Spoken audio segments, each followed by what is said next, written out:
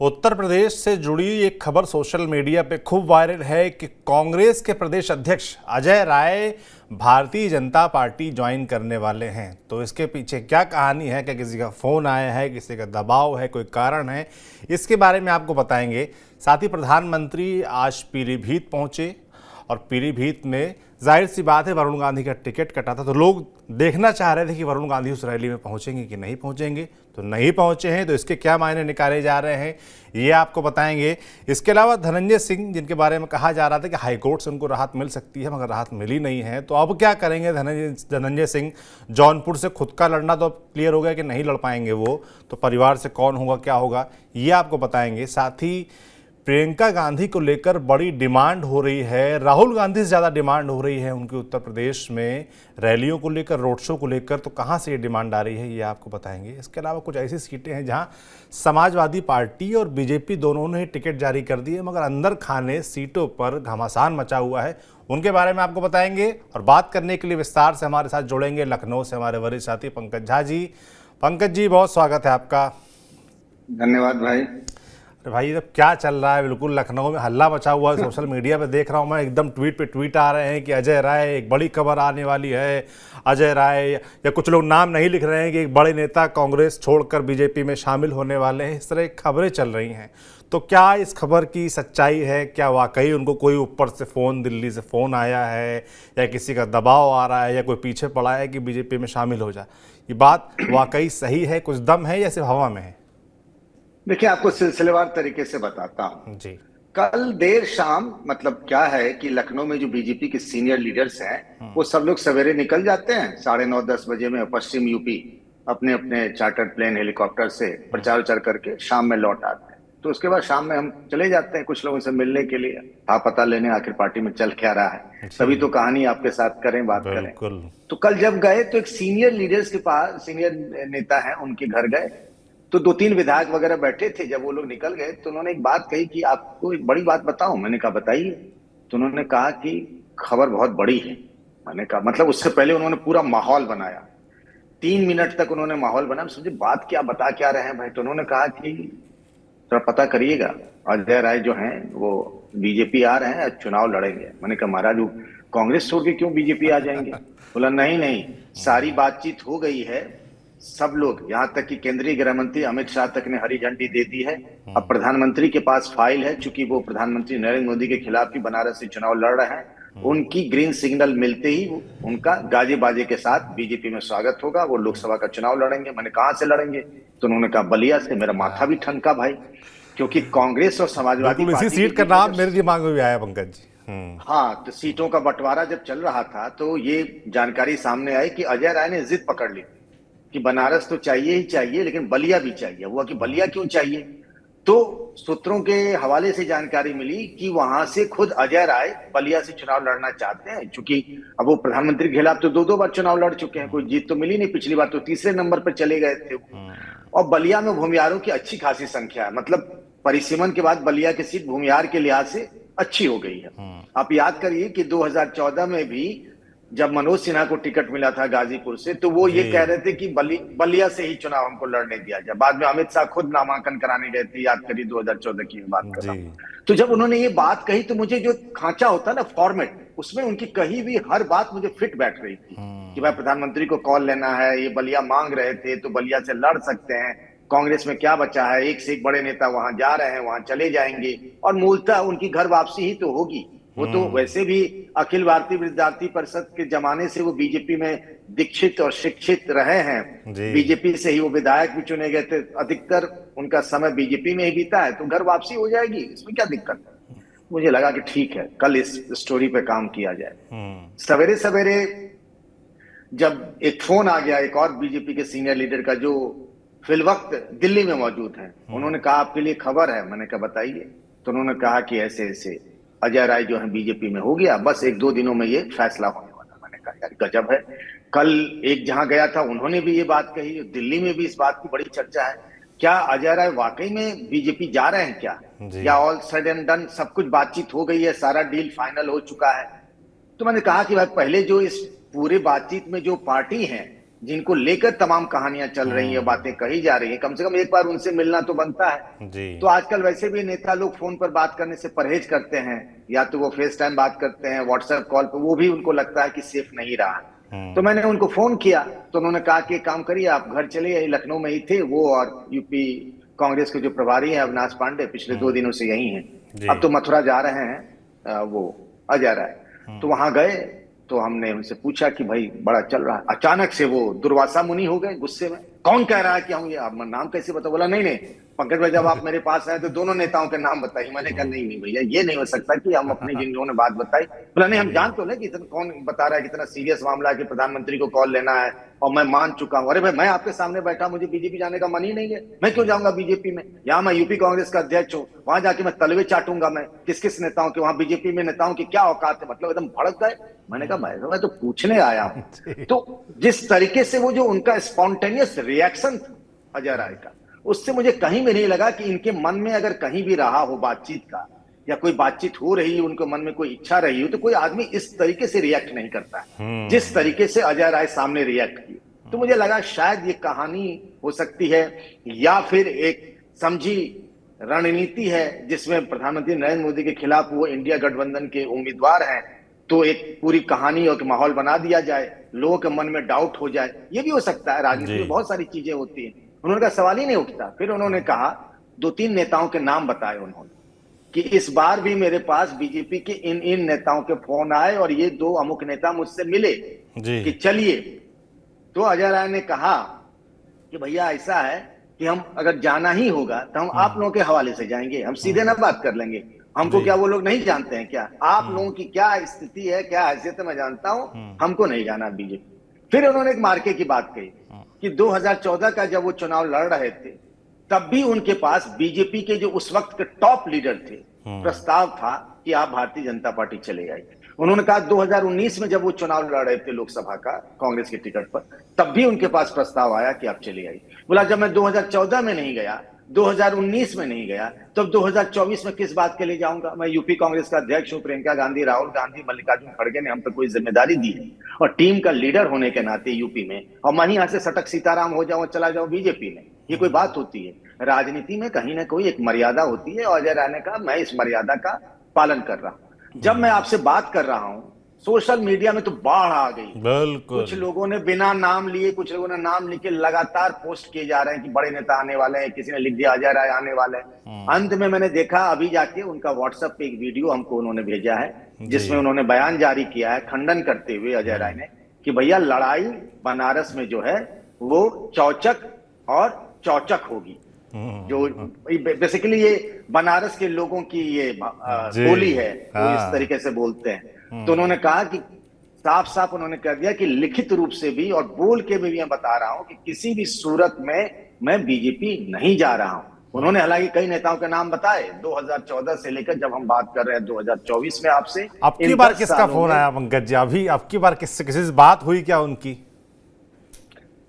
उसमें कुछ बीजेपी के नेता भी शामिल हैं और कुछ ऐसे भी हैं नेता जो है तो इंडिपेंडेंट के तौर पर, अगर देखें आप इशारा शायद समझ रहे होंगे इधर उधर, लेकिन वो बीजेपी के हमदर्द हैं, बीजेपी के सिंपैथाइजर हैं। उन लोगों ने भी कही हो उनकी बात, और उसमें से कुछ ऐसे भी हैं जिनकी मुख्तार अंसारी से अदावत रही है। ऐसे लोगों ने भी उनको अप्रोच किया, नाम बताना उचित नहीं रहेगा क्योंकि फिर जनता गैस कर लेगी, कमेंट में लिख के बताएगी भी, देखिएगा। मैं यही चाहता हूं कि खुद अपना थोड़ा सा दिमाग लगाएं, सोचें वो कौन हो सकते हैं। नाम बताना सही नहीं है, सूत्र रहनी चाहिए, अदृश्य है। तो उन्होंने कहा कि 2014 में तो उन्होंने टॉप लीडरशिप की बात की, नाम भी बताया कि उन लोगों ने मेरे पास प्रस्ताव आया था। और देखिए अजय राय 1996 से लेकर 3 बार वहां से कोलसला से वो लगातार विधायक रहे, फिर पेंड्रा में एक बार वो 2012 का चुनाव जीते, उसके बाद 2 बार वो कांग्रेस से चुनाव लड़े, नहीं जीत पाए। 2000 आप याद करिए जब मुरली मनोहर जोशी को 2009 में टिकट मिल गया था तो वो दुर्वासा मुनि हो गए थे और उन्होंने खिलाफत में नाराज होकर चले गए और जोशी जी के खिलाफ चुनाव लड़ लिए। 2009 की बात करें जिस वक्त मुख्तार अंसारी भी थे, और मुझे याद है उस वक्त जब पोलिंग बूथों के बाहर बहुत भीड़ लगने लगी थी और ऐसा लगने लगा था कि जोशी जी और मुख्तार अंसारी में कुछ भी हो सकता है, तो अजय राय दोपहर के बाद वो सुस्त पड़ गए थे, और वो भी एक रणनीतिक पर उनका फैसला था और बाद में कुछ हजार वोटों से मुरली मनोहर जोशी चुनाव जीत गए थे। जी। और तब से जो उनकी बीजेपी से उनकी अदावत है वो है ही। और वो सब लोग ये बात कहते हैं कि अगर आज वो बीजेपी में होते तो कम से कम यूपी के टॉप 5 लीडर में उनकी गिनती होती, जिस तरीके से उनकी छवि है लड़ाकों की वाले की। और उनके पास वो हारे हो या जीते हो, उनके पास एक क्या कहते हैं मास सपोर्ट है उनके पास अपने इलाके में। यूपी के लोग उनको जानते और पहचानते हैं। उन्होंने ये भी कहा कि जिस बलिया सीट की बात हो रही है, उन्होंने कहा बलिया में अपने लिए नहीं मांग रहा था भाई साहब, मैं अच्छा। बनारस छोड़ के क्यों जाऊंगा, यहीं काशी में मुझे रहना है, काशी में मुझे खपना है और यहीं मुझे स्वर्ग सिधार जाना है, यहीं से मुझे परलोक भी जाना है। बोले वो बलिया सीट मैं एक रणनीति के तौर पर मांग रहा था कि वहां एक उम्मीदवार को लड़ाया जाता, वो मेरे मन में उस उम्मीदवार का नाम था। लेकिन अब चूंकि समाजवादी पार्टी ने वो सीट नहीं छोड़ी तो इसीलिए हम बलिया नहीं। लेकिन उन्होंने कहा कि मैं अपने लिए बलिया नहीं मांग रहा था, अपने एक साथी नेता के लिए बलिया की सीट मांग रहा था। इसे सारी बातें जो है वो कोरी बकवास है। मैं कांग्रेस में हूं और कांग्रेस में ही रहूंगा। बिल्कुल, तमाम बातें, तमाम दावे, गुस्सा सब जाहिर किया जा रहा है ना आपके साथ। मगर वही है, मैं फिर कहूँगा कि राजनीति में संभावनाओं के द्वार हमेशा खुले रहते हैं, तो देखने वाला होगा कि क्या होता है। बाकी जाहिर सी बात है कि जिस तरीके से उन्होंने आपसे बात की उससे लगता तो नहीं है कि फिलहाल अजय राय बीजेपी में आएंगे। बाकी देखिए जो होगा वो अपडेट आप तक पहुंचाई जाएगी, दर्शकों तक पहुंचाई सौरभ जी, जाएगी। ये बात आपने बिल्कुल सही कही कि राजनीति में कुछ भी हो सकता है। एक नेता जिनके बारे में पता चला कि दिल्ली में वो एक जगह से निकले हैं और बीजेपी ऑफिस जा रहे हैं ज्वाइन करने के लिए, 1 घंटे बाद ज्वाइन कर लेंगे। जब उनको फोन किया कि आप बीजेपी ऑफिस जा रहे हैं बीजेपी में शामिल होने के लिए, बोला कौन कह रहा है, मैं तो अपने घर पे बैठा हूँ अभी। और 1 घंटे के बाद मैं देख रहा हूँ कि टीवी पे वही बीजेपी ज्वाइन कर रहा है। तो ये भी सच है। हाँ, बिल्कुल कुछ भी हो सकता है, संभावनाओं के द्वार हमेशा खुले हुए हैं। अब बात कर लेते हैं पंकज जी पीलीभीत की, क्योंकि पीलीभीत की जब आप राजनीतिक लिहाज से बात करते हैं सबसे पहला नाम आपके जहन में आता है वो है वरुण गांधी का। वो वहाँ से सांसद रहे, हालांकि उनका टिकट कट गया है और उत्तर प्रदेश सरकार में जो मंत्री हैं जितिन प्रसाद, पूर्व कांग्रेस नेता, पूर्व केंद्रीय मंत्री, सब कुछ रहे हैं, उनको लोकसभा का टिकट दे दिया गया है। और आज प्रधानमंत्री नरेंद्र मोदी रैली करने पहुंचे पीलीभीत। कयास लगाए जा रहे थे कि क्या वरुण गांधी भी उस मंच पे होंगे, क्योंकि भाई फिलहाल तो सांसद वही हैं जब तक कि नए सांसद चुन नहीं लिए जाते, मगर वो दिखे नहीं। तो इसको लेकर क्या चर्चा है, क्या मायने निकाले जा रहे हैं इसके? अब अगर 2 विंडो वाला सिस्टम जैसे हम और आप हैं स्क्रीन पे, तो जैसे गाजियाबाद में रोड शो हो रहा था, वहां टिकट तो जनरल वीके सिंह का भी कट गया था। वो तो केंद्र सरकार में मंत्री भी थे, लेकिन वो उस गाड़ी पर सवार थे जिसपे प्रधानमंत्री नरेंद्र मोदी जी रोड शो कर रहे थे। योगी जी को भी आपने देखा था वहां पे, और उम्मीदवार अतुल गर्ग भी थे। लेकिन यहाँ देखिए, जब पीलीभीत के चुनावी मंच सभा का मंच बना था, उस पर वो नहीं थे, वरुण गांधी नहीं थे। बरेली से जिनका टिकट कटा है संतोष गंगवार, वो मंच पर मौजूद थे। और यही बात है कि सवाल खड़े होते हैं कि आखिर वरुण गांधी के मन में चल क्या रहा है, उनके मन में क्या चल रहा है। अभी तक उन्होंने मीडिया में आगे कोई बयान तो दिया नहीं है, लेकिन अगर वो मंच पर रहते तो इसके पॉजिटिव मैसेज जाते, क्योंकि कोई और नहीं, खुद प्रधानमंत्री नरेंद्र मोदी, मतलब बीजेपी के लिए वही सब कुछ है, और वो वहां गए थे। आपको एक बात बताऊं कि पीलीभीत को बीजेपी भी बहुत गंभीरता से ले रही है। वरुण गांधी का जो टिकट कटा है उसके बाद से सब सीरियसली ले रहे हैं। अखिलेश यादव अपने चुनाव प्रचार की शुरुआत भी पीलीभीत से कर रहे हैं, 12 तारीख को वो ही जा रहे हैं। और देखिए, हाँ, और जैसे देखिए कि प्रधानमंत्री अभी जो यूपी में जिन जिन जगहों पे गए हैं जहां उन्हें लगता है कि सीट थोड़ी डिफिकल्ट है या कोई विवाद हो गया, जैसे गाजियाबाद रोड शो करने गए तो जनरल वीके सिंह का टिकट कटने से विवाद है, छतरी पंचायत हो रहा है, कहा जा रहा है ठाकुर बिरादरी के लोग नाराज हैं। फिर वो सहारनपुर चले गए जहां 2019 में राघव लखनपाल हार गए थे, इमरान मसूद वहां से चुनाव लड़े तो वहां भी वो चले गए थे। तो मेरठ गए थे। तो इस तरीके की जो बातें हैं, तो पीलीभीत गए थे मोदी प्रधानमंत्री, और वहां पे वरुण गांधी नहीं रहे। तब वरुण गांधी जब मंच पर नहीं तो तमाम तरह की चीजें कही जाएंगी। हालांकि मेनका गांधी जो उनकी मां है वो बार बार इस बात को कह रही हैं कि उन्होंने अच्छा काम किया है, अब वो क्या फैसला करेंगे। लेकिन अभी तक वरुण गांधी ने जो एक अपील जारी की थी पीलीभीत की जनता के नाम से, उसमें एक सेंटेंस ये था कि चाहे कोई भी कीमत क्यों ना चुकानी पड़े, पीलीभीत के जनता के साथ उनका रिश्ता कायम रहेगा। अब ये रिश्ता कायम रहेगा और कोई भी कीमत, आखिर वो कीमत क्या है, और रिश्ता कायम रहेगा तो कैसे रहेगा। आप सांसद नहीं हैं, लेकिन आप आ भी नहीं रहे हैं, आप जनसंपर्क भी नहीं कर रहे हैं, यही सी बात को लेकर तो विवाद है। तो हमने जानने की कोशिश की तो वरुण गांधी की टीम की तरफ से हमें बताया गया वरुण गांधी से तो संपर्क नहीं हो पाया। वरुण गांधी के लोगों ने, करीबी लोगों ने बताया कि उनकी तबीयत पिछले 3-4 दिन से खराब है और इसीलिए वो कहीं जा नहीं रहे, किसी से बात नहीं कर रहे हैं। हो सकता है इस वजह से वरुण गांधी इस चुनावी सभा में ना गए हों, ये बताया गया है। लेकिन सवाल तो है ही कि सवाल उठेंगे ही, और क्यों ना उठेंगे भाई, जब प्रधानमंत्री उस मंच पर है, संतोष गंगवार का टिकट कटा, वो भी उस मंच पर थे, और जितिन प्रसाद के समर्थन के लिए, उनके प्रचार के लिए मंच सजा था, तो वरुण गांधी का होना ये अपेक्षित था। बिल्कुल। मगर वरुण गांधी की तबीयत काफ़ी दिन से खराब है ऐसा लगता है, क्योंकि जब सुल्तानपुर पहुंची थी मेनका गांधी तब उनसे भी सवाल पूछा गया था, उस वक्त भी उन्होंने कहा था कि बेटे की तबीयत ठीक नहीं। तो हम कामना करते हैं कि जल्द वरुण गांधी ठीक हो जाएं, फिट हो जाएं। अगली खबर जो आपने कहा कि मन में क्या चल रहा है वरुण गांधी के नहीं पता, ऐसे ही धनंजय सिंह के मन में अब क्या चल रहा होगा जनता जानना चाहेगी, क्योंकि हाईकोर्ट से तो उनको राहत मिल ही नहीं, वहाँ से तो झटका मिल गया है। उम्मीद जताई जा रही थी कि शायद वहाँ से राहत मिल जाए तो चुनाव लड़ लें, मगर ऐसा तो हो नहीं पाया, ऐसा तो दिखता नहीं होते। तो ऐसी स्थिति में क्या लगता है कि वो अब क्या करने वाले हैं? जो कयास लगाए जा रहे थे पत्नी के लड़ने के, पिता के लड़ने के, क्या उसी दिशा में बढ़ेंगे? देखिए, जौनपुर का मामला बड़ा कॉम्प्लेक्स और पेचीदा हो गया है। धनंजय सिंह जिस तेजी से आगे बढ़े थे, फिर एक मामले में उन्हें 7 साल की सजा हो गई, अब वो एक बार जेल चले गए तो उनसे संवाद भी नहीं हो सकता है। जो लोग जाते हैं मिलने के लिए, उनके जरिए जो बातें छन के आ रही है, उनके परिवार के सदस्यों से बात हो पा रही है, तो उससे तो ये लग रहा है कि धनंजय सिंह ने अभी उम्मीद छोड़ी भी नहीं। मतलब उन्हें लगता है कि उन्हें कोर्ट से राहत मिल जाएगी। हालांकि कल इलाहाबाद हाईकोर्ट में जो भी हुआ, उससे संकेत ठीक नहीं लग रहे। उन्हें बड़ी उम्मीद थी और भरोसा भी था, जिस तरह के वकील उनके लिए खड़े किए गए थे, उन्हें लग रहा था कि उन्हें कुछ न कुछ राहत मिल जाएगी। जैसे अफजाल अंसारी को राहत मिल गई, वो चुनाव लड़ भी रहे हैं, ऐसे बहुत सारे लोग हैं, तो उन्हें ये बड़ा भरोसा था। लेकिन कोर्ट का जो रवैया रहा है, बाद में अभी सुनवाई होगी। अच्छा, समय भी तो नहीं है ना सौरभ जी, आपको तैयारी भी करनी पड़ती है। पता लगा कि 1 महीने बाद अब टाइम भी कम रह गया, तो क्या करेंगे? तो वहां plan A, plan B, plan C, plan D, कई तरह की चीजों पर काम चल रहा है। समाजवादी पार्टी ने वहां अपना उम्मीदवार नहीं दिया। बीजेपी के उम्मीदवार कृपा शंकर सिंह आ गए हैं मुंबई से, और बीजेपी ने इस बार प्रयोग किया है कि चूंकि पिछला चुनाव हार गई थी बीजेपी, और 2014 में भी जब केपी सिंह जीते थे तो बहुत कम वोटों के अंतर से जीते थे। तो धनंजय क्या करेंगे? पहला तो ये है कि अगर उन्हें राहत मिल गई तो वो खुद चुनाव लड़ेंगे। जो उनके लोगों ने बताया वो मैं आपसे साझा कर रहा हूं। फिर ये बात हुई थी कि क्या उनकी पत्नी श्रीकला रेड्डी, जो जिला पंचायत की अध्यक्ष हैं, और उनका एक सोशल मीडिया में पोस्ट भी आया था जब कुछ लोगों ने विरोध के दौरान कुछ नारे ऐसे आपत्तिजनक लगा दिए थे, तब उन्होंने अपने कार्यकर्ताओं से संयम बरतने की अपील की थी। बड़ी मैच्योरिटी वाला उनका एक पोस्ट था, तो मुझे लगा कि कहीं वो भी लड़ने की तरफ तो नहीं दिशा में बढ़ रही है। लेकिन जब उनसे मिलकर एक उन परिवार के एक सदस्य और करीबी नेता मिलकर निकले, तो कहा कि धनंजय सिंह ने खारिज कर दिया, पत्नी नहीं लड़ेंगी, जिला पंचायत की वो अध्यक्ष हैं और वो जिला पंचायत की अध्यक्ष बनी रहेंगी, अभी 2 साल का कार्यकाल बचा है। फिर ये जानकारी आई थी कि उनके पिता जो हैं, उन जो पहले भी विधायक रहे हैं, उपचुनाव में विधायक चुने गए थे, उनको वो चुनाव लड़ाने पर विचार करें, क्योंकि कोई भी नेता ये नहीं चाहता है कि सियासी जमीन जो है वो उसके लिए खाली रहे, वो ना चुनाव लड़े, तो फिर चर्चा किस बात की होगी? आगे के लिए भी रास्ता खराब हो जाता है। अभी 2027 का विधानसभा चुनाव लड़ना चाहते होंगे धनंजय, अगर कोर्ट से राहत मिल जाए तो। अभी आखिरी बात तक जो ये तय हुई थी कि भाई अगर राहत नहीं मिलती है कोर्ट से धनंजय को खुद व्यक्तिगत रूप से,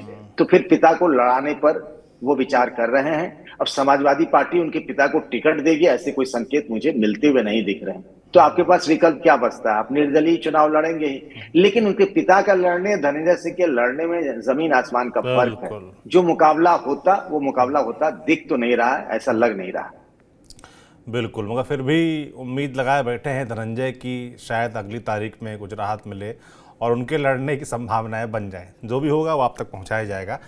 प्रियंका गांधी को लेकर बड़ी आज चर्चा उठी है कि उनकी डिमांड उत्तर प्रदेश में इंडिया गठबंधन के प्रत्याशी बिल्कुल ज़ोरों से कर रहे हैं। बताया जा रहा है कि राहुल गांधी की भी उतनी डिमांड नहीं है जितनी प्रियंका गांधी की रोड शो के लिए खास तौर पर डिमांड की जा रही है। ये खबरें जो आ रही है पंकज जी, ये कहाँ से आ रही, कहाँ से डिमांड ऐसी है? क्या ये वाकई सही बात है? देखिए, बिल्कुल तस्वीर देखिए दो तरफ से, एक तरफ से एनडीए का देखिए और एक तरफ से इंडिया गठबंधन का देखिए। इंडिया गठबंधन की तरफ से कोई प्रचार होता हुआ दिख ही नहीं रहा, उम्मीदवार अपने अपने हिसाब से प्रचार कर रहे हैं। जबकि एनडीए की तरफ से देखिए खुद प्रधानमंत्री नरेंद्र मोदी, अमित शाह, योगी आदित्यनाथ, सारे बड़े छोटे नेता लगे हुए हैं, बूथ तक के कार्यकर्ता। और यहाँ कुछ है ही नहीं। ये हुआ है कि ईद के बाद हम पूरी तैयारी के साथ चुनाव प्रचार में उतरेंगे जी। कल जो है वो समाजवादी पार्टी के ऑफिस में यूपी कांग्रेस के प्रभारी अविनाश पांडे और अध्यक्ष अजय राय गए थे। वहां लंबी चर्चा हुई कि ज्वाइंट कैंपेन कैसे किया जाए। तो उसमें उम्मीदवारों ने जो डिमांड रखी थी, फर्स्ट राउंड और सेकेंड राउंड में जो लोग चुनाव लड़ रहे हैं, और ये सारे पश्चिमी यूपी में है, वो मुरादाबाद से लेकर के आप चले जाइए सहारनपुर, कैराना, मेरठ, सारा पूरा का जो हिस्सा, तो एक लिस्ट हमें दिखाई गई, उसमें देखा जैसे इमरान मसूद है सहारनपुर से, जो कांग्रेस के फर्स्ट राउंड में कांग्रेस एक ही सीट पर लड़ रही है, वो है सहारनपुर। सहारनपुर से इमरान मसूद ने 2 ही डिमांड रखी है। एक तो सचिन पायलट जो है उनका, वो चाहते हैं रोड शो, क्योंकि गुजर बिरादरी का वोट उनको मिल जाए, और प्रियंका गांधी का रोड शो। प्रियंका गांधी के रोड शो में कमाल की बात यह है कि कांग्रेस के लोग भी मांग रहे हैं और समाजवादी पार्टी के जो उम्मीदवार हैं वो भी प्रियंका गांधी का रोड शो मांग रहे हैं। और उनको राहुल गांधी पे बहुत ज्यादा फोकस नहीं। एक मुजफ्फरनगर में हरेंद्र मल्लिक हैं, उनकी ऐसी डिमांड है कि राहुल गांधी की चुनावी सभा कराई जाए और अखिलेश यादव भी रहे। लेकिन अधिकतर उम्मीदवारों का जोर, जो फर्स्ट और सेकेंड राउंड के उम्मीदवारों की डिमांड टैली पर अगर जाए उनकी डिमांड में कि किन किन नेताओं की आप चाहते हैं अपने यहाँ कार्यक्रम, तो पहले नंबर पे प्रियंका गांधी वाड्रा है। अब हमने पूछा दोनों ही पार्टियों के नेताओं से और उम्मीदवारों से भी कुछ बातचीत की। अब देखिए, जैसे इकरा हसन है जो कैराना से चुनाव लड़ रही है, 28 साल की, सबसे कम उम्र की अभी उम्मीदवार वही है यूपी से। उनका पुराना राजनीतिक घराना रहा है, उनकी माँ, उनके पिता सब सांसद रहे, भाई नाहिद विधायक है। तो उन्होंने डिमांड की है कि एक ज्वाइंट रोड शो किया जाए, प्रियंका गांधी वाड्रा का और डिंपल यादव, दोनों महिला। तो इन उम्मीदवारों ने हमें बताया कि राहुल गांधी के आने से सांप्रदायिक ध्रुवीकरण हो सकता है, जहां मुस्लिम वोटरों की संख्या अच्छी खासी।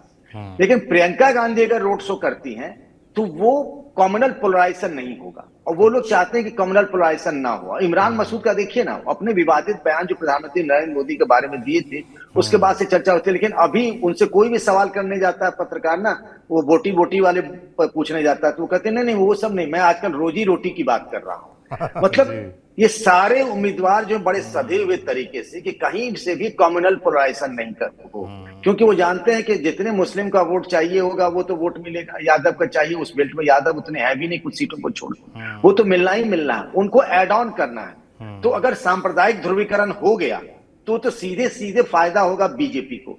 इसीलिए उनका फोकस एक सॉफ्ट चेहरा वाला जो है प्रियंका गांधी वाड्रा की तरफ, इसीलिए अधिकतर नेताओं की जो डिमांड है वो प्रियंका गांधी वाड्रा के रोड शो का है। अब 19 तारीख को मतदान है, यानी 17 तारीख की शाम 5 बजे तक ही आप चुनाव प्रचार कर सकते हैं। 11 तारीख तक का कोई डिमांड, वो 11 तारीख को ईद है, और 12 को आपको बताऊं कि अखिलेश यादव जो है वो जा रहे हैं आपको पीलीभीत, और 13 तारीख को मुजफ्फरनगर वो बिजनौर जाएंगे वहां पर।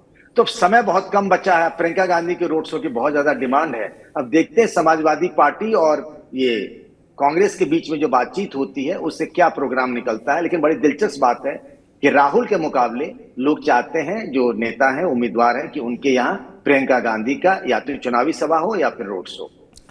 बिल्कुल, अब चुनाव एकदम सिर पे है, करीब आ गया है, चंद दिन ही बचे हैं पहले फेज की वोटिंग में, तो जाहिर सी बात है कि प्रचार प्रसार तेज होगा। प्रधानमंत्री लगे ही हैं, इंडिया गठबंधन की रैलियां, रोड शो भी तेजी पकड़ेंगी और डिमांड जैसी है वो आपको बताए ही। मगर पंकज जी, कुछ सीटें ऐसी भी हैं जहां चुनाव करीब आते आते घमासान भी मच रहा है, बढ़ता जा रहा है, चाहे वो समाजवादी पार्टी यानी कि इंडिया गठबंधन की बात हो या फिर एनडीए यानी कि भारतीय जनता पार्टी की सीटों की बात हो। कई कई जगह देख रहे हैं, अभी हमने कल देखा कि भूपेंद्र चौबे अपने इलाके में पहुंचे हुए थे, वहां उनका विरोध हो गया। और उसके अलावा हम समाजवादी पार्टी में लगातार देख ही रहे हैं कि टिकट किस तरीके से कट रहे हैं, वापस से पुराने को मिल जा रहे हैं, नए प्रत्याशी आ जा रहे हैं। और मुरादाबाद में हमने देखा ही कि रुचि वीरा का विरोध हो रहा है, एसटी हसन के समर्थक उनका समर्थन नहीं कर रहे हैं। तो कौन कौन सी सीटें सपा और भाजपा के लिए लोकल लीडरशिप के लिहाज से, जो लोकल घमासान या अंतरकलह है उसकी वजह से भारी पड़ सकता है इन दोनों पार्टियों को? देखिए, एक तो ये है कि अंदर ही अंदर काम लगाया जा रहा है, बीजेपी में हो या समाजवादी पार्टी में, उस पर चर्चा ना करें क्योंकि बहुत सारे नाम हैं। फिर वो बाहर निकल के कहेंगे कि आपने ऐसा कहा, हमने तो कहीं पब्लिकली बोला नहीं। तो हम उन पे चर्चा कर लेते हैं जहां संग्राम सड़क पे दिख रहा है जी। अब देखिए, मैं समाजवादी पार्टी की चर्चा कर लूं। जो मेरठ में कांड हुआ वो आप देख ही रहे हैं। मुरादाबाद में जो हुआ सो हुआ, उसके बाद लगा कि शायद अब चलो भाई, एक उम्मीदवार तय हो गई रुचि वीरा, तो एसटी जाए प्रचार करें सब लोग, संगठन भी लगे। अरे भाई, जिलाध्यक्ष थे अभी तक डीपी यादव, कल अचानक रात में अखिलेश यादव ने उनको हटा करके राजवीर यादव को बना दिया, क्योंकि रुचि वीरा ने शिकायत की कि भैया यहाँ जो है कोई मुझे कॉपरेट कर ही नहीं रहा। ऐसा कई सीटों पे हो रहा है कि समाजवादी पार्टी की जो उम्मीदवार है उनके अपने घर में ही घमासान मचा हुआ है। उनको कॉपरेट नहीं किया जा रहा, लोग उनके साथ नहीं है, उनका काम लगाने पर फोकस है।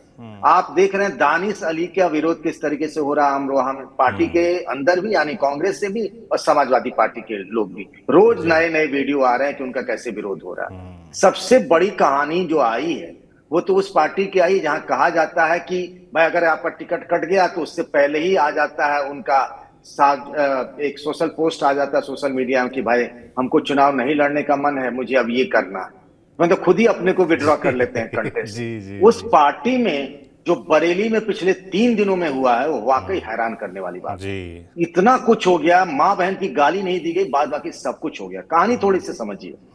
उमेश गौतम है जो ब्राह्मण जाति से, वो वहां से मेयर है, वो भी टिकट मांग रहे थे। संतोष गंगवार का टिकट कटना तय है ये माना जा रहा था। 8 बार के सांसद रहे। हालांकि संतोष गंगवार ने पूरी कोशिश की कि उनको टिकट मिले।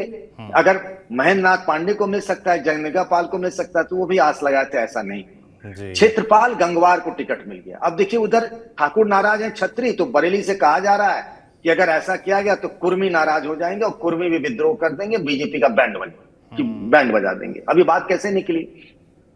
तो मेयर है उमेश गौतम, उन्होंने ब्राह्मण समाज के अपने नेताओं की और कार्यकर्ताओं की बैठक बुलाई और उसमें उन्होंने अंदर बंद कमरे में जो बैठक में कहा संतोष गंगवार के बारे में, और उनके एक साले साहब है वीरेंद्र उर्फ वीरू, उनके बारे में, दोनों के बारे में कहा कि इन दोनों को हम मजा चखा देंगे, और गाली गलौज की भी कहा कि इनको तो हम यहां से खदेड़ कर भगा देंगे, सब ठीक कर देंगे। वहां किसी ने उनकी पूरी बात रिकॉर्ड कर ली। अच्छा। और रिकॉर्डिंग पहुंच गए वीरेंद्र उर्फ वीरू जो कि संतोष गंगवार के साले साहब हैं। उसके बाद संतोष गंगवार तक ये बात पहुंची। उसके बाद जो घर है वहीं पे, मतलब संतोष गंगवार का जो घर है वहीं पे उन्होंने भारत सेवा ट्रस्ट नाम से एक ट्रस्ट बना रखा, वहां उनका कार्यालय भी। वहां पर फिर कुर्मी लोग जमा हो गए, वहां पर देव बवाल कि उमेश गौतम को हटाओ, इसको पार्टी से निकालो, नहीं तो कुर्मी बगावत कर देंगे। बात दिल्ली तक पहुंच गई, वीडियो तक गया कि क्या गाली गलौज चल रही है भाई। तो वहां से कहा गया भूपेंद्र चौधरी जो प्रदेश अध्यक्ष हैं कि भाई साहब जाइए जरा वहां मामला संभालिए। भूपेंद्र चौधरी जब पहुंचे तो भूपेंद्र चौधरी पर भी लोग टपक गए, उनको भी लोगों ने खरी खोटी सुना, उनको लोगों ने घेर लिया। क्या करे भूपेंद्र चौधरी? तो वहां स्थिति ये है कि वहां कभी भी कुछ भी हो सकता है। शुरुआत में आप जानते हैं क्षेत्रपाल गंगवार ने कहा कि मुझे कोई सपोर्ट नहीं कर रहा है, ऐसा लगता है कि मुझे अभिमन्यु बना दिया गया, अकेले छोड़ दिया गया, संगठन मेरी मदद ही नहीं कर रही। तो बरेली में आपसी घमासान में ये स्थिति हो गई है कि कुछ भी हो सकता है, बहुत हालात खराब है। एक जगह यही नहीं है, कानपुर देहात चले जाइए, मतलब जिसको अकबरपुर लोकसभा सीट कहते हैं, सतीश महाना जी हैं अपने जो यूपी विधानसभा के अध्यक्ष हैं। अब देवेंद्र सिंह भोले वहां से फिर से टिकट मिला है, वो सांसद भी रहे हैं। उनकी शिकायत ये है कि सतीश महाना जी जो हैं वो मदद नहीं कर रहे हैं, मेरे लिए वोट मांग नहीं रहे, कहीं मेरे साथ जा नहीं रहे। और उन्हीं की लोकसभा में उनकी विधानसभा महाराजपुर पड़ती है। बिल्कुल महाराजपुर पड़ती है। और ये पहली बार नहीं हुआ, इससे पिछले चुनाव में भी ये शिकायत गई थी और ये बात केंद्रीय नेतृत्व, आप समझ गए, अमित शाह जी तक पहुंची थी, तब भी शिकायत हुई थी। तो ऐसी शिकायतें कई लोकसभा सीटों से आ रही है, वो मामला बरेली का हो, वो मामला अकबरपुर का हो, कई जगहों से इस तरह की शिकायतें आ रही है कि अपनी पार्टी के लोग ही हमारा काम लगा रहे हैं और पार्टी इस बात को लेकर बहुत चिंतित है। अब देखते हैं आगे क्या होता है। हालांकि पार्टी लगातार नजर बनाए हुए है कि ऐसी चीजें ना हो जिससे पार्टी का नुकसान हो, तो सपा में भी और भाजपा में भी, दोनों जगह यही हाल है। बिल्कुल, चुनाव करीब आ रहा है और ऐसा रुझानों से लगने भी लगा है, जिस तरह के रुझान आ रहे हैं सभी तरफ से, उससे लगने भी लगा है कि मामला घमासान सब गंभीर होता जा रहा है। जो भी अपडेट आ रहे हैं पंकज जी के जरिए हम आप तक पहुंचाए रहे हैं। पंकज जी बहुत बहुत धन्यवाद आपका। धन्यवाद। बाकी जनता तक उत्तर प्रदेश के चुनाव का बिल्कुल पहला चरण करीब आ गया है। 19 तारीख को वोटिंग होनी है और लगातार जो भी अपडेट्स राजनीति से जुड़े, चुनाव से जुड़े हम तक आ रहे हैं, चाहे वो किसी प्रत्याशी की टिकट कटना मिलना हो या कोई घमासान हो, सब आप तक पहुंचा रहे हैं। आप देखते रहिए TV9 डिजिटल। शुक्रिया।